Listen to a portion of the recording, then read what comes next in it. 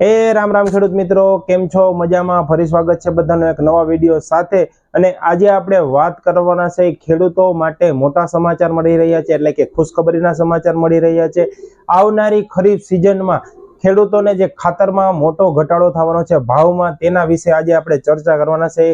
તો આપણા પેજમાં નવો હોય તો પેજને પહેલા એક વખત લાઈક કરી દેજો અને કમેન્ટ કરી દેજો। આગળ આપણે વાત કરવાના છે કે ભાઈ ખાતરમાં ઘટાડો કેવી રીતે થવાનો છે, શું શું રહેવાનું છે, બધી માહિતી આ વિડીયોમાં લેવાના છે। તો ચાલો વિડીયોને શરૂ કરીએ।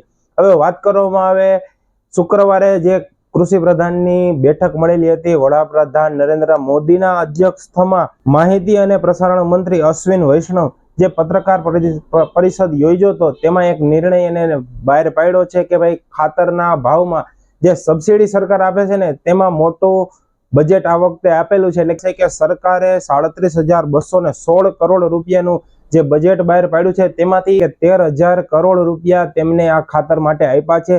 તો તેમાં સબસિડી ભાગરૂપે ખેડૂતોને ખાતરમાં ઘટાડો થવાનો છે। જે ફોસ્ફરસ અને પોટાશયુક્ત ખાતર છે, તેમાં આ ઘટાડો જોવા મળશે। હવે વાત કરવામાં આવે છે આનું અમલીકરણ ક્યારથી થશે, તો 1 એપ્રિલ થી લઈ અને 30 સપ્ટેમ્બર સુધી આનું અમલીકરણ થશે, એટલે ત્યાં સુધી આ ભાવમાં ઘટાડો જોવા મળશે। ખેડૂત મિત્રો, જો તમે ખાતર લેવાનું બાકી હોય તો બાકી રાખી દેજો, કારણ કે આ ઘટાડો થવાનો છે। એટલે તમે જેમ જરૂર પડે તેમ લેજો, કારણ કે ઉતાવળ ન કરતા કે ભાઈ આવતી સિઝનનો આપણે ભરી લઈએ, એવું આપણે નથી કરવાનું। તો ખાસ ધ્યાનમાં લેવા જેવી બાબત છે। હવે આ નિર્ણય તમને કેવો લાગ્યો ને જરા કમેન્ટ કરીને જણાવજો કે ભાઈ સરકારનો આ નિર્ણય કેવો છે અને તમે આનાથી ખુશ છો કે કેમ। આપણા પેજને એક વખત ફોલો કરી દેજો અને લાઈક કરવાનું ભૂલતા નહીં, કમેન્ટ કરજો, બીજા ખેડૂત મિત્રોને શેર કરી દેજો। જય હિન્દ, જય ભારત।